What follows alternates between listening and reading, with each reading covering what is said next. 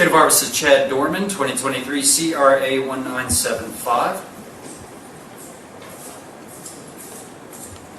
This matter is before the court today for purposes of bond hearing. Mr. Callum, you were here on behalf of Mr. Doerman.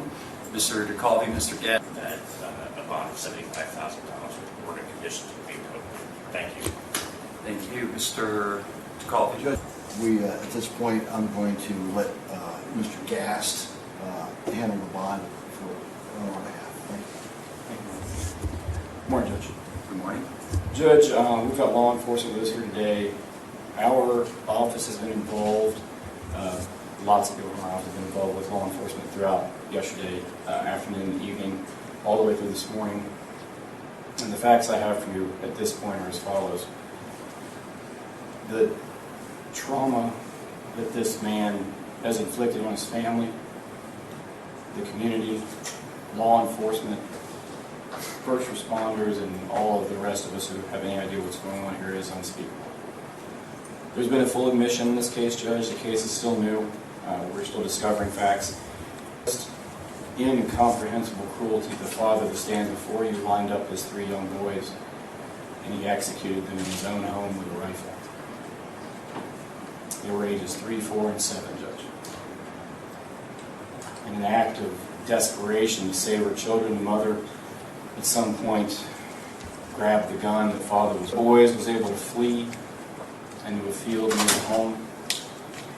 And again, we know from his admission, father hunted that boy down, drug him back to the property, and executed him in front of witnesses.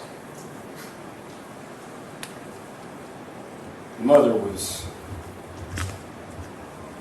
shot through the hand in her attempt to protect her children. To just begin to imagine their fear. This was the man that every day they woke up looking to for protection, love, guidance in all things. The man they trust more than any other person on earth. The person they rely upon to keep them safe from harm. He was their world. He was their guardian. And he executed them in cold blood. We know that from his admission. One of the most monstrous, craven, cowardly acts that will ever be our misfortune to see. To make things even more disturbing, Judge, this was no haphazard act. Again, by his own admission, he planned the act on a whim.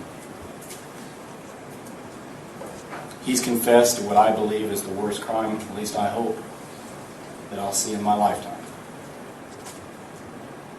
I hope it's the worst fact pattern that ever comes before this court.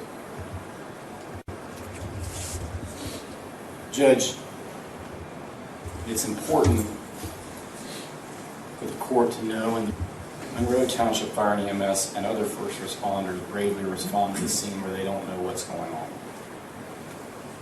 They did not know what they're facing, and they come into a scene that no one can ever be prepared for. No law enforcement training, no training of any kind prepares you for this. It's easy to forget that these are men and women with families, children, feelings, emotions. They're not some automaton performing a delegated function. They're people. 10-year-old children. They held these boys in their arms, knowing there was nothing they could do to save them. How long do those scars last? What day do you wake up from that and did he have access to a weapon? Yes, obviously he did. The weight of the evidence against the defendant at this point, Judge, we stand here with a full admission of the defendant. That also goes to the confirmation of the defendant's identity, and witnesses on scene did see at least part of what happened. Next, the court is to consider the likelihood this person would return to court if a bond were issued. Again, this is the most heinous crime with the most severe penalty under the law that we presented to the grand jury. That alone would be a major factor in discouraging a person from availing themselves to this court or any other. And the thought to flee and the likelihood of flight is great in the state's opinion. The danger he poses to the community is a factor that this court can consider, and I think with the facts in front of you, Judge, we can't name a person that poses a greater threat to the community. As his prior record goes, Judge, it is fairly minimal. He was charged with domestic violence in 2010. He is not, to my knowledge, on probation community control. Judge, the facts of this case are hopefully like no other we will ever see. When this case gets indicted in the Court of Common Pleas, I am certain that a no bond hearing will be held, and I would hope that would be granted. But at this point, at this juncture, we're going to ask this court to issue a bond we've never asked for before. I'm going to ask for a bond of $20 million. I hope I never need to request such a bond again. Thank you. Date for preliminary hearing? The date for the preliminary hearing, Judge, is 6/26. No objection, Your Honor.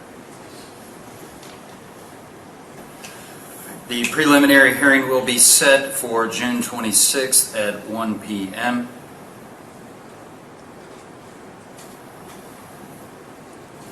At this point in time, bond's going to be set in the amount of $20 million cash or surety.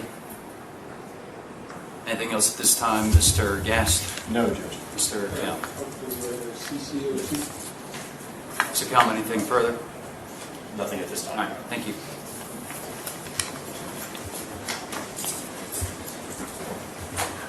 All rise.